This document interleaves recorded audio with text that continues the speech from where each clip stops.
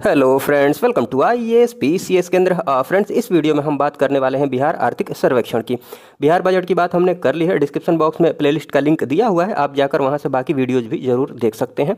चलिए बिना किसी देरी के इस वीडियो को हम शुरू करते हैं, एक एक करके सारी बातों को डिस्कस करते हैं। देखिए, बिहार आर्थिक सर्वेक्षण 2023-24 की बात की जाए तो इस बार का जो सर्वेक्षण पेश किया गया ये कौन से नंबर का है, ये ध्यान रख लीजिएगा। ये 18वें नंबर का सर्वेक्षण है। और देखिए, ये मैंने बजट वाले में भी समझाया था, बिहार बजट में समझाया था कि ये जो लिखा हुआ है ना 23-24, बिहार आर्थिक सर्वेक्षण 2023-24 लिखा हुआ है। इसका मतलब ये हुआ कि इसमें मैक्सिमम जो डेटा लिया गया होगा ये 2022-23 का लिया गया होगा। ठीक है, उससे पुराने भी डेटा हो सकते हैं, बट मैक्सिमम 2022-23 का डेटा लिया गया होगा। तो हर जगह मैंने लिखा है 2022-23, अगर कहीं पर नहीं लिखा है तो आप 2022-23 ही समझकर चलिएगा। ठीक है, 2022-23 ही समझकर चलिएगा। और 2022-23 के अलावा किसी और साल का डेटा लिया गया है वो मैंने लिख दिया है, बाकी कहीं नहीं लिखा है तो वो आप क्या समझिएगा 2022-23। ठीक है, आप कंफ्यूज नहीं होइएगा, इसलिए मैंने ये समझा दिया, आपको बता दिया। चलिए शुरू करते हैं। देखिए, तो ये ध्यान रख लीजिएगा, ये जो सर्वेक्षण पेश किया गया ये कौन से नंबर का है, 18वें नंबर का सर्वेक्षण है। कब पेश किया गया? 12 फरवरी 2024 को, बजट से एक दिन पहले। बजट 13 फरवरी को और जो सर्वेक्षण पेश किया जाता है एक दिन पहले। तो ये कब किया गया? 12 फरवरी को। किनके द्वारा? जो मुख्यमंत्री एवं वित्त मंत्री हैं सम्राट चौधरी, उनके द्वारा। उसके बाद हाँ, इसमें बात की जाए तो कुल 14 अध्याय की बात की गई है। कुल 14 अध्याय हैं इस बार के सर्वेक्षण में, तो ये ध्यान रख सकते हैं आप। कुल 14 अध्याय हैं आर्थिक सर्वेक्षण में। हाँ, ये ध्यान आप रख सकते हैं कि ये पहली बार जो आर्थिक सर्वेक्षण पेश किया गया था ना, बिहार आर्थिक सर्वेक्षण, ये 2006-07 में पेश किया गया था। उस टाइम जो उप मुख्यमंत्री थे सुशील मोदी, वित्त मंत्री सह उप मुख्यमंत्री। तो ये आप ध्यान रख सकते हैं। उसके बाद बात की जाए, यहाँ पर देख लीजिएगा, जीएसडीपी की बात कर ली जाए, ग्रॉस स्टेट डोमेस्टिक प्रोडक्ट की बात कर ली जाए, सकल राज्य घरेलू उत्पाद की बात की जाए। देखिए, मैंने यहाँ पर लिख दिया है 2022-23, कहीं पर नहीं भी लिखा है तो आप 2022-23 ही समझिएगा। तो जीएसडीपी की बात कर ली जाए तो वर्तमान मूल्य पर जीएसडीपी क्या आ रही है, ये ध्यान रख लीजिएगा, 751,396, 751,396 करोड़ करंट प्राइस पर है। और स्थिर मूल्य पर 442,473, 442,473। मोबाइल नंबर जैसा याद रखिएगा तो आसानी से याद रख पाइएगा। देखिए, आप देखिएगा कि करंट प्राइस पर वर्तमान मूल्य की बात की जाए तो वर्तमान मूल्य पर हमेशा ये ज़्यादा ही दिखेगा, क्योंकि इसमें इन्फ्लेशन भी काउंट कर लिया जाता है, महंगाई। ठीक है, इन्फ्लेशन, मुद्रास्फीति, महंगाई, ये आप जानते हैं। तो इन्फ्लेशन वगैरह इसमें काउंट कर लिया जाता है, इसलिए ज़्यादा दिखता है। तो वर्तमान मूल्य पर बात कर ली जाए तो 751,396, 751,396 करोड़, 751,396 करोड़। परसेंटेज में भी जरूर ध्यान रख लीजिएगा, 15.5%, 15.5%। स्थिर मूल्य पर बात कर ली जाए तो बेस ईयर की बात कर ली जाए तो अभी तक बेस ईयर क्या है, 2011-12 ही है, 2011-12 पर कैलकुलेट किया जा रहा है। तो स्थिर मूल्य की बात कर ली जाए तो स्थिर मूल्य पर जीडीपी क्या रही है, जीएसडीपी क्या रही है, 442,473। और परसेंट में बात कर ली जाए तो 10.64%, 10.64%। ये बजट में भी हमने बात की है, तो ये ध्यान रख लीजिएगा। उसके बाद एनएसडीपी की बात कर ली जाए तो ये भी आप ध्यान रख सकते हैं, बट जीएसडीपी आप जरूर ही ध्यान रख लीजिएगा। एनएसडीपी अर्थात नेट स्टेट डोमेस्टिक प्रोडक्ट, निवल राज्य घरेलू उत्पाद। ये यहाँ पर मैंने नहीं लिखा है 2022-23, तो आप 2022-23 ही समझिएगा। ठीक है, तो हाँ, इसमें बात कर ली जाए वर्तमान मूल्य पर जो एनएसडीपी रहा वो क्या रहा, 6.88 लाख करोड़। ये लगभग में आप ध्यान रख सकते हैं, लगभग में यहाँ पर भी ध्यान रख सकते हैं, 7.5 लाख करोड़। यहाँ पर कितना है, 4.4 लाख करोड़। वैसे ही यहाँ पर कितना है, एनएसडीपी की बात कर लीजिए वर्तमान मूल्य पर 6.8 लाख करोड़, और स्थिर मूल्य पर बात कर लीजिए तो 3.9 लाख करोड़। ठीक, तो ये सारी बातें हैं। चलिए, तो उसके बाद बात करते हैं जीडीपी, एनडीपी। आप जानते होंगे, जीडीपी में से डिप्रिसिएशन माइनस कर दिया जाता है, ह्रास माइनस कर दिया जाता है, तो एनडीपी आ जाता है। ठीक, उसके बाद चलिए ये सब देख लीजिएगा, ये इंपॉर्टेंट है। राज्य की अर्थव्यवस्था में विभिन्न क्षेत्र का जो हिस्सा है, जो ग्रॉस स्टेट वैल्यू एडेड है, ये कितने का है देख लीजिएगा। प्राथमिक क्षेत्र की बात कर ली जाए तो 19.97% रहा है 2022-23 में। ठीक है, लगभग में आप याद रख सकते हैं 20%। द्वितीयक देख लीजिए, सेकेंडरी क्षेत्र की बात कर ली जाए, सेकेंडरी सेक्टर की बात कर ली जाए तो इसका कितना योगदान रहा है, 20.04%। लगभग में आप 20% याद रख लीजिएगा। और उसके बाद टर्शियरी सेक्टर की बात कर ली जाए तो 59.98, मतलब लगभग 60% ध्यान रख सकते हैं। हाँ, रही बात की इंक्रीज कितने परसेंट का हुआ है, प्राथमिक क्षेत्र की बात कर लीजिए। जैसे इनका योगदान रहा है 20% का, लेकिन पिछले वर्ष के मुकाबले कितने का वो इसमें बढ़ोतरी हुई है, ये ध्यान रख लीजिएगा। 6.7%, 6.7% की बढ़ोतरी हुई है, वृद्धि हुई है। याद रख लीजिएगा, इंपॉर्टेंट है ये। प्राथमिक क्षेत्र में 6.7% की वृद्धि, द्वितीयक में 6.8% की। तो ये तो सिंपल है, 6.7 फिर एक बढ़ा दीजिएगा 6.8, डेसिमल के बाद एक बढ़ाना है, और ये है 13%। तृतीयक सेक्टर की बात कर ली जाए, टर्शियरी सेक्टर की बात कर ली जाए, तो इसमें कितने का इंक्रीमेंट हुआ है, 13% का। तो ये सारी बातें हैं, इंपॉर्टेंट है, ध्यान रख लीजिएगा। उसके बाद महंगाई दर की बात कर ली जाए, मुद्रास्फीति की बात कर ली जाए, इन्फ्लेशन की बात कर ली जाए, तो इन्फ्लेशन कितना रहा है, 5.5%, 5.5%, ठीक है। और हाँ, ये ध्यान रख लीजिएगा कि शहरी क्षेत्र की बात करें, शहरी क्षेत्र में इन्फ्लेशन ज़्यादा रहा है, महंगाई ज़्यादा रही है, और ग्रामीण में कम रही है, ठीक है। तो ये मैंने यहाँ पर लिख भी दिया है, आप देख पा रहे होंगे। CPI अर्थात उपभोक्ता मूल्य सूचकांक की बात की जा रही है, CPI में मुद्रास्फीति, ठीक है। तो ये ध्यान रख लीजिएगा, बस आप ऐसे ध्यान रख लीजिएगा, इन्फ्लेशन जो रहा है 5.5%, और शहरी क्षेत्र में ज़्यादा रहा है, ग्रामीण क्षेत्र में कम रहा है। उसके बाद बात कर लेते हैं प्रति व्यक्ति GSTP की बात करें, मतलब प्रति व्यक्ति आय की बात कर ली जाए, तो वर्तमान मूल्य पर क्या आय रही है, 596.37, 596.37, ठीक है, वर्तमान मूल्य पर। और स्थिर मूल्य पर बात कर लिया तो कितना रहा है, 35,119, चाहे 351.19, 351.19। मोबाइल नंबर के जैसा याद रख लीजिएगा आप, जैसे भी मोबाइल नंबर याद रखते हैं, ठीक है। चलिए उसके बाद बात करते हैं, यहाँ पर देखिए मैंने लिख दिया है, ये 2021-22 का डेटा है, क्योंकि डेटा 22-23 का नहीं कैलकुलेट किया गया, नहीं कलेक्ट किया गया है, 21-22 का ही डेटा इसमें इंक्लूड किया गया है, तो ये ध्यान रख लीजिएगा। देख रहे हैं, जहाँ पर मैंने नहीं लिखा वो 2022-23 समझिएगा, और उसके अलावा अगर किसी और साल का डेटा कलेक्ट किया गया है वहाँ पर मैंने ज़रूर लिख ही दिया है, जैसे यहाँ पर मैंने लिख दिया है 2021-22। उसके बाद हाँ, तो ये मैंने बता दिया, वर्तमान मूल्य पर इतना है, स्थिर मूल्य पर इतना है। सर्वाधिक प्रति व्यक्ति की आय की बात की जाए, सर्वाधिक प्रति व्यक्ति आय कौन से जिले का रहा है, पटना का, और ये ध्यान रख लीजिएगा कितना रहा है, 114,551, 114,551 रुपये, 114,551 रुपये। उसके बाद दूसरे नंबर पर रहा है बेगूसराय, उसके बाद रहा है मुंगेर। सबसे कम प्रति व्यक्ति आय की बात कर लिया तो शिवहर है, शिवहर की प्रति व्यक्ति आय कम रही है, 18,980, 18,980, 18,980, ठीक है। उसके बाद दूसरे नंबर पर है अररिया है, उसके बाद तीसरे नंबर पर कम में बात की जा रही है तो तीसरे नंबर पर सीतामढ़ी है। टॉप वाला जरूर ध्यान रख लीजिएगा, सर्वाधिक पटना, उसके बाद शिवहर। हाँ, उसके बाद राजकोषीय प्रदर्शन में बात करें तो इसमें मुख्य रूप से जो ध्यान रखने वाली बातें हैं, ये घाटा ध्यान रख लीजिए। जैसे राजकोषीय घाटा की बात कर लीजिए तो ये सबसे इंपॉर्टेंट है। राजकोषीय घाटा की बात कर लीजिए तो ये कितना रहा है, 448.23, 448.23 करोड़, 448.23 करोड़, ठीक है। तो ये ध्यान रख लीजिएगा, लगभग 6% टोटल GDP का। उसके बाद राजस्व घाटा की बात कर ली जाए, रेवेन्यू डेफिसिट की बात कर ली जाए तो ये कितना रहा है, 1.5% रहा है, 11,288 करोड़, 11,288 करोड़।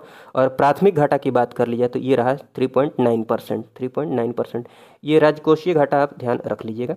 अब बाकी घाटा की बात करें, राजकोषीय घाटा, प्राथमिक घाटा, राजस्व घाटा, ये सब क्या होता है तो आप इकोनॉमी वाले वीडियो में देख लीजिएगा, मैं एक्सप्लेन कर दूंगा, ठीक है। ये सब बजट से रिलेटेड जितनी भी शब्दावलियाँ हैं या फिर जो भी महत्वपूर्ण बातें हैं हम अर्थव्यवस्था में डिस्कस करने वाले हैं, तो आप टेंशन नहीं लीजिएगा। चलिए उसके बाद आइए देख लेते हैं कृषि एवं सहवर्ती क्षेत्र से रिलेटेड जो महत्वपूर्ण डेटा है, इनकी अगर बात करें। कृषि एवं सहवर्ती क्षेत्र, सहवर्ती कहने का मतलब ये हुआ कृषि तो आप समझ ही रहे होंगे, इसके साथ साथ जैसे कि मछली पालन हो गया, मत्स्य पालन, पशुपालन, गाय भैंस का पालन, अंडा उत्पादन हो गया, मुर्गी पालन हो गया, ठीक है, मांस का प्रोडक्शन हो गया, तो ये सारी चीज़ें सहवर्ती क्षेत्र के अंतर्गत आ जाएंगी। तो हाँ, यहाँ पर ये ध्यान रख लीजिएगा, ये जो डेटा है इनको बस 1-2 नज़र रिवीजन के क्रम में देखते रहिएगा ना, तो अगर एग्जाम में क्वेश्चन पूछे जाते हैं, अगर क्वेश्चंस पूछे जाते हैं तो ऑप्शन देकर चीज़ें आपको ऑटोमेटिकली ध्यान आ जाएंगी, सही आंसर को आप आसानी से टिक कर पाएंगे। तो बस रिवीजन के क्रम में 1-2 नज़र देखते रहिएगा, ज़्यादा टेंशन लेने की ज़रूरत नहीं है। तो कुल खाद्यान्न उत्पादन की बात कर लीजिए, खाद्यान्न का मतलब आप समझ ही रहे होंगे, टोटल अनाज और जो दलहन मिलाकर बात की जाए तो वो कुल खाद्यान्न के अंतर्गत आते हैं। तो कुल खाद्यान्न उत्पादन की बात कर ली जाए तो 2022-23 में कितने का उत्पादन हुआ है? 197.36 लाख टन। 197.36 लाख टन इतना खाद्यान्न उत्पादित हुआ है। उसके बाद अगर चावल की बात कर ली जाए, चावल का प्रोडक्शन कितना हुआ है? 78 लाख टन। ठीक है। गेहूं की बात कर ली जाए तो 66 लाख टन उत्पादन हुआ है।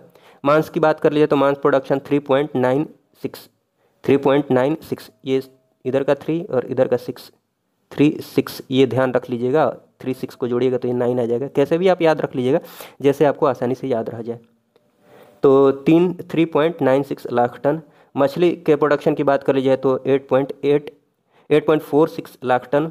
अंडा की बात कर ली जाए तो 327.43 करोड़ अंडा का प्रोडक्शन हुआ है। 2022-23 है यहाँ पर लिखा हुआ, नहीं भी लिखा है तो 2022-23 ही समझिएगा।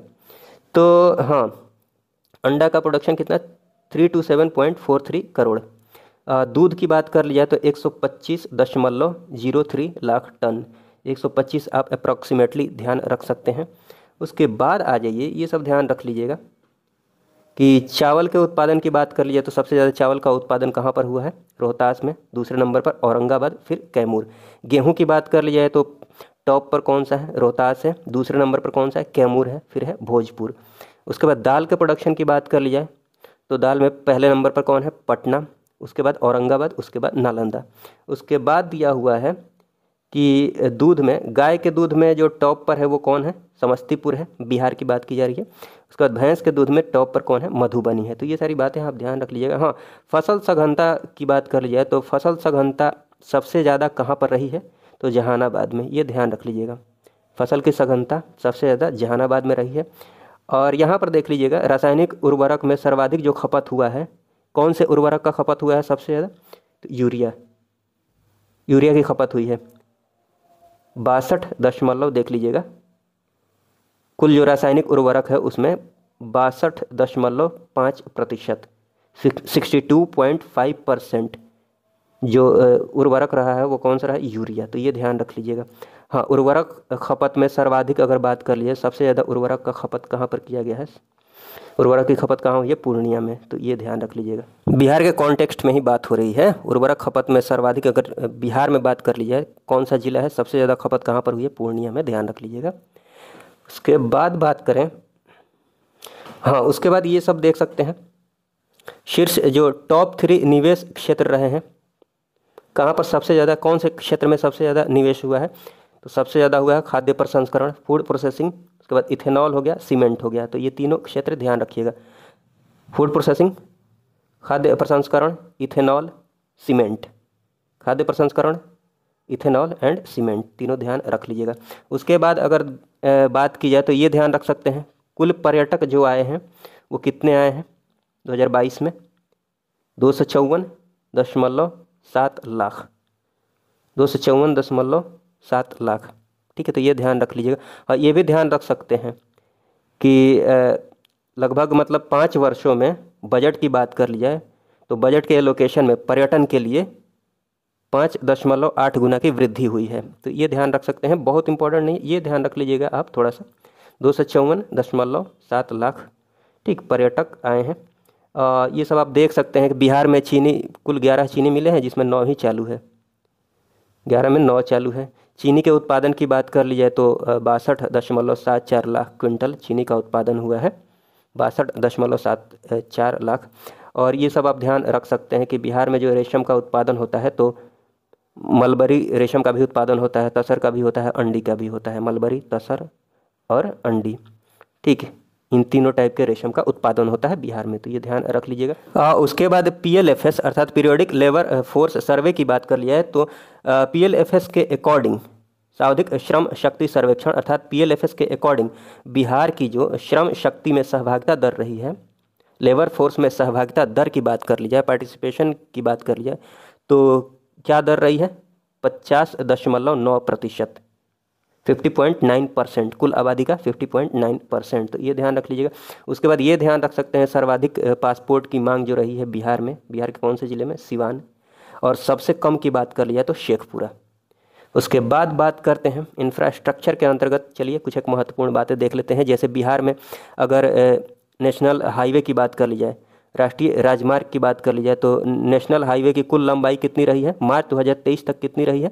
59 में 20 ऐड कर दीजिए, 69 हो जाएगा, 69 किलोमीटर। और सितंबर 2023 तक की बात कर ली जाए तो कितनी रही है?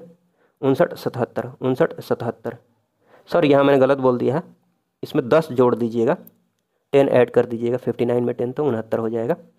हाँ, तो ये 59-77, ये 59-69 जरूर ध्यान रख लीजिएगा मार्च 2023 तक। उसके बाद हाँ ये ध्यान रख सकते हैं नेशनल हाईवे में सर्वाधिक एनएच की बात कर लीजिए। सबसे ज़्यादा जो नेशनल हाईवे की लंबाई है किस ज़िले में है बिहार के? तो सर्वाधिक एनएच वाले जो ज़िले हैं वो कौन सा है? सबसे टॉप पर है पटना, उसके बाद मधुबनी है, उसके बाद मुजफ्फरपुर। तो टॉप वाले की जो लंबाई है ये ध्यान रख सकते हैं 506 kilometre, 516 kilometre, sorry 506 kilometre, 506 kilometre, 506 kilometre.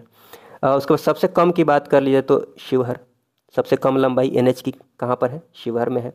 हाँ, एनएच के बाद बात करें कुल राज्य राजमार्ग, स्टेट हाईवे की बात कर ली जाए तो स्टेट हाईवे की लंबाई कितनी रही है? 3638। ये तो इजी है, याद रख लीजिएगा, 36 फिर 2 ऐड कर दिया गया है, 38, 3638 किलोमीटर। सबसे ज़्यादा एसएच की लंबाई कहाँ पर है? गया में, उसके बाद दरभंगा, उसके बाद रोहतास। उसके बाद देखिए सड़क डेंसिटी की बात कर ली जाए, सड़क घनत्व की बात कर ली जाए। देखिए सड़क घनत्व क्या होता है? सड़क घनत्व कहने का मतलब ये हुआ कि 1000 kilometre square, 1000 kilometre square area में, 1000 किलोमीटर स्क्वायर एरिया में कितनी सड़कें बनी हुई है, कितनी लंबाई की सड़कें बनी हुई हैं किलोमीटर में। ठीक, तो उसको क्या बोलते हैं? सड़क घनत्व। जैसे सड़क घनत्व की बात कर ली जाए तो बिहार का जो सड़क घनत्व है कितना है?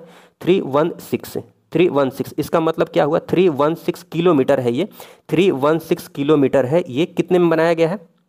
1000 किलोमीटर स्क्वायर, 1000, एक सेकंड, 1000 किलोमीटर स्क्वायर, इतना एरिया में इतनी लंबाई। ठीक, ये क्या है? डेंसिटी है, सड़क डेंसिटी, सड़क घनत्व 3167। ये ध्यान रख लीजिएगा, बस आप ये ध्यान रख लीजिएगा सड़क घनत्व कितनी है?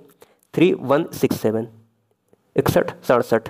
ठीक है, बिहार के घनत्व की बात कर, बिहार के सड़क घनत्व की बात कर लिया तो हाँ ये ध्यान रख सकते हैं कि भारत में सड़क घनत्व के मामले में बात कर लिया तो बिहार कौन से पोजीशन पर है? तीसरे नंबर पर है, तीसरा स्थान है। पहले नंबर पर कौन सा है? केरल है, दूसरे पर है वेस्ट बंगाल, पश्चिम बंगाल। उसके बाद बात कर लिया, ये ध्यान आप रख सकते हैं, पढ़ सकते हैं आप, कुल डाकघर की संख्या मार्च 2022 तक की बात कर लिया तो 9302, 9302। उसके बाद ये देख सकते हैं कि बिहार में इंटरनेट की उपलब्धता की बात कर ली जाए तो हर तीसरे व्यक्ति के पास इंटरनेट उपलब्ध है। ये डेटा आप ध्यान रख सकते हैं, बिहार में इंटरनेट उपलब्ध है हर तीसरे व्यक्ति के पास। सिंचाई की बात कर ली जाए, सिंचाई का जो मुख्य स्रोत रहा है वो क्या रहा है? नलकूप। कितना परसेंट इसका योगदान है? 63.1%। तो ये ध्यान रख लीजिएगा, नलकूप ध्यान रख लीजिएगा और ये परसेंटेज भी 63% लगभग ध्यान रख लीजिएगा। नहर का योगदान रहा है 31%, तालाब का रहा है 2.2%। हाँ ये ध्यान रख सकते हैं। सर्वाधिक जो सिंचित क्षेत्र वाला जिला है वो कौन सा है? रोहतास है। आपको पता है कि चावल और गेहूं के उत्पादन में रोहतास नंबर 1 पर है। तो सर्वाधिक सिंचित क्षेत्र वाला जिला में टॉप पर है रोहतास, उसके बाद औरंगाबाद है, उसके बाद पश्चिम चंपारण है, वेस्ट चंपारण है। सबसे कम की बात कर लीजिए, सबसे कम सिंचित क्षेत्र वाला जिला तो वो है शिवहर। तो ये ध्यान रख लीजिएगा। उसके बाद ऊर्जा क्षेत्र के अंतर्गत बात करें तो राज्य में प्रति व्यक्ति बिजली की खपत की बात कर लीजिए, और यहाँ पर देख लीजिए मैंने लिख दिया है 2021-22 का ये डेटा है, 22-23 का नहीं है, 2021-22 का। तो ये सब ना भी ध्यान रखेंगे तो चलेगा, बट रिवीजन के क्रम में देखते रहिएगा, बहुत मुश्किल तो है नहीं। तो राज्य में प्रति व्यक्ति बिजली की खपत की बात करें, बस लेटेस्ट डेटा ये है, बस इतना समझ के चलना है आपको। ठीक है, तो राज्य में प्रति व्यक्ति बिजली की खपत की बात कर ली जाए तो कितनी रही है? 329 किलोवाट घंटा, 329 ध्यान रख लीजिएगा। उसके बाद बात करते हैं हाँ बिहार में उपलब्ध कुल विद्युत क्षमता की बात कर लिया तो 9424 मेगावाट है। चरम मांग की बात कर लिया, चरम मांग कितने की? अधिकतम मांग की बात कर लिया तो 6880 मेगावाट। ऊर्जा खपत की बात कर ली जाए तो इसमें जो टॉप जिला की बात करें बिहार में, टॉप पर है पटना, ये तो आप आसानी से ध्यान रख सकते हैं। उसके बाद है गया, उसके बाद मुजफ्फरपुर। नीचे से अगर बात कर ली जाए, सबसे कम खपत कहाँ पर होती है ऊर्जा की? सबसे कम शिवहर, उसके बाद अरवल, उसके बाद शेखपुरा। ठीक, ये ध्यान रख सकते हैं।